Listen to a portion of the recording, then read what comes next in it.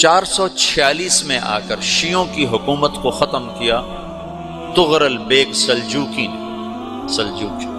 Seljuk مسلمان ہوئے تھے محمود غزنوی کے دور میں، سلجوک ان کے بڑے کا نام تھا۔ تو ایک دفعہ محمود غزنوی نے سلجوک سے پوچھا اگر مجھے تیری مدد کی ضرورت ہو تو کتنے آدمی پیش کر سکتے ہو؟ تو اس نے ایک تیر دیا، کہا یہ ایک تیر ہے میرا، کسی کو یہ تیر بھیج کر میرے علاقے میں بھیج دو تو چند گھنٹوں میں 1,00,000 تلواریں تیرا پہرا دینے کے لیے تیار ہوں، میرے پاس اتنی طاقت ہے۔ تو یہ سلجوک کی نسل میں تھا تغرل بیگ۔ اللہ تعالیٰ نے جب عرب زوال کا شکار ہو گئے اور ضعف کا شکار ہو گئے، جیسے بڑھاپے کا کوئی علاج نہیں، جب قوموں پہ زوال آتا ہے تو اس کا بھی کوئی علاج نہیں، پھر اور قوم کو جگہ ملتی ہے۔ جیسے بڑھاپا ایک فرد پہ آتا ہے، ایسے بڑھاپا قوم پہ آتا ہے۔ قوم کا بڑھاپا جوانی میں نہیں لوٹ سکتا، جیسے فرد کا بڑھاپا جوانی کی طرف نہیں لوٹ سکتا، قوم کا بڑھاپا جوانی کی طرف نہیں لوٹ سکتا، کوئی علاج نہیں، نئی نسل کا آنا ہی علاج ہے۔ تو عرب دھل چکے تھے، 600 سال بہت ہوتے ہیں حکومت کو، اپنی صفات گم کر چکے تھے، اب نئے خون کی ضرورت تھی۔ تغرل بیگ پہلا شخص تھا جس نے آ کر اہل سنت والجماعت کو استحکام بخشا، شیعوں کی حکومت کو ختم کیا، بغداد سے، شام سے، ان سارے علاقوں سے۔ صلاح الدین ایوبی نے اسماعیلی شیعہ کی حکومت کو ختم کیا، مصر۔ العاضد ان کا آخری خلیفہ تھا صلاح الدین ایوبی، نور الدین زنگی رحمۃ اللہ علیہ کا پروردہ تھا، اس کا دوست تھا، اس کے دوست بھی تھا، بچہ بھی تھا اس کے سامنے، زیادہ لکھنے پڑھنے کا شوق تھا۔ پھر اللہ تعالیٰ نے اس سے کام لیا اور اس کو مصر کا گورنر بنا کے بھیجا، مصر کی مدد کے لیے بھیجا۔ تو وہاں اس نے صلاح الدین ایوبی نے وہاں ختم کیا، تغرل بیگ نے یہاں ختم کیا۔ تو پھر سلجوک جو تھے نا یہ اقتدار میں آئے، ادھر ختم ہو گئی سلطنت بنو عباس کی، مصر ایک چھوٹی سی ترکوں کی سلطنت۔ تو اللہ تعالیٰ پھر مرکزیت کے لیے ایک نظام چلایا، دو لشکر آپس میں لڑ رہے ہیں ایک میدان میں، ایک جنگلی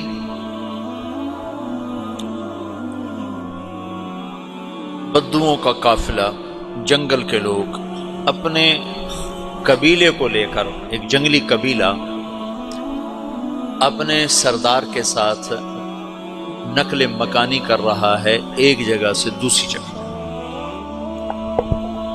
اللہ کا نظام کہ یہ لوگ چلتے چلتے چلتے اس وادی میں پہنچ گئے جہاں جنگ ہو رہی ہے، دو لشکر آپس میں لڑ رہے ہیں۔ جب یہ وہاں پہنچتے ہیں تو ایک لشکر کے قدم اکھڑ رہے ہیں اور دوسرا غالب آ رہا ہے۔ ان کو نہیں پتا شکست کھانے والے کون ہیں اور فتح پانے والے کون ہیں، ان کو نہیں پتا۔ اس جنگلی قبیلے کے سردار کا نام بھی تغرل ہے، تغرل۔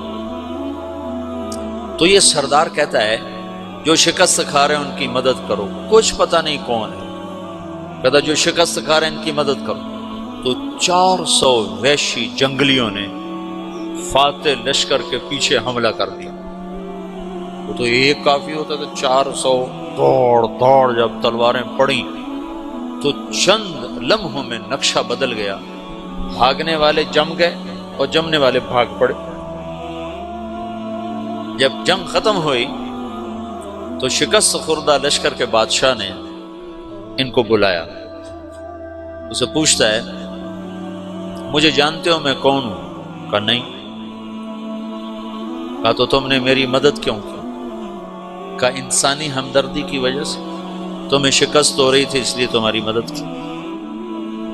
پھر اس نے اپنا تعارف کرایا، میں ہوں سلیمان سلجوکی، ترکی کا بادشاہ۔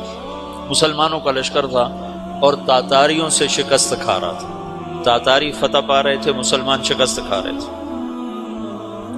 تو وہ اللہ کی غیبی مدد بن کر آئے، تو وہ اس سے کہتا ہے میرے ساتھ رہنا پسند کرو، تم نے میرے اوپر احسان کیا ہے، میں اس کا بدلہ دینا چاہتا ہوں، میرے ساتھ رہنا پسند کرو گے؟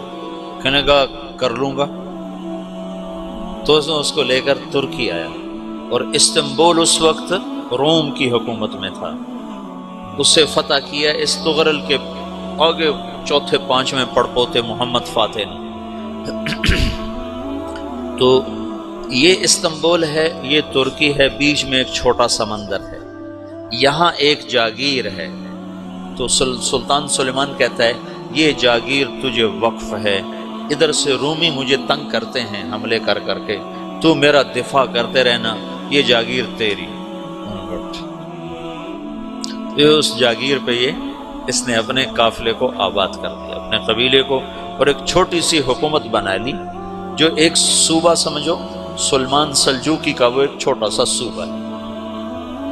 وہاں جب یہ رہ پڑا تو پھر یہ ایک شیخ کے بیعت ہوتا ہے، وہاں شیخ طریقہ میں ان کے یہ بیعت ہونے جاتا ہے، وہ اس کو رات اپنے پاس ٹھہراتا ہے، تو ایک کمرے میں ان کا خادم ٹھہراتا ہے۔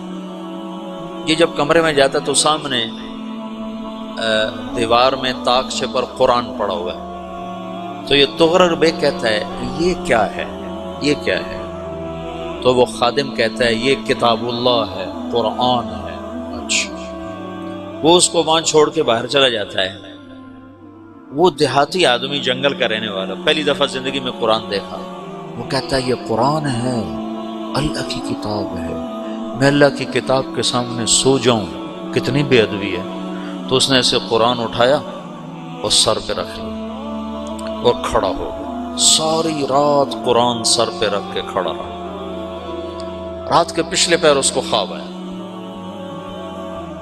کھڑے کھڑے اس نے دیکھا کہ اس کی پشت سے ایک چاند نکلا اور شیخ کی بیٹی کے سینے میں جا کے اتر گیا، پھر اس لڑکی کے سینے سے ایک درخت نکلا جو پھیلتے پھیلتے پھیلتے 3 بر اعظم پہ چھا گیا، افریقہ پر، یورپ پر، ایشیا پر۔ پھر اس کی آنکھ کھل گئی، وہ کھڑا ہوا ہے، تو اس نے صبح یہ خواب اپنے شیخ کو سنایا، تو انہوں نے اپنی بیٹی اس کے نکاح میں دی تھی۔ اس بیٹی سے ایک بچہ پیدا ہوا، تغرل بیگ نے اس کا نام رکھا عثمان، عثمانی ترک نام سنو، جو میں نے کل بتایا تھا کہ 1924 میں وہ خلافت ختم ہوئی۔ تو ایک بیٹا پیدا ہوا عثمان، عثمان نے پھر ایک نئی اسلامی حکومت کی بنیاد رکھی جو 1924 تک چلتی رہی، کوئی 800 سال یہ حکومت چلی۔ تو حکومت کا شیرازہ بکھرا، لیکن پھر جڑ جاتا تھا، اور وہ قرن اول والا جوڑ کبھی نہ پیدا ہوا، ٹکڑے بن گئے۔ ان ٹکڑوں میں اللہ لوگ پیدا کرتا رہا جو دعوت دیتے رہے، دعوت زندہ رہی۔ جو تربیت کا نظام تصوف کے ساتھ تھا اب وہ تبلیغ کے ساتھ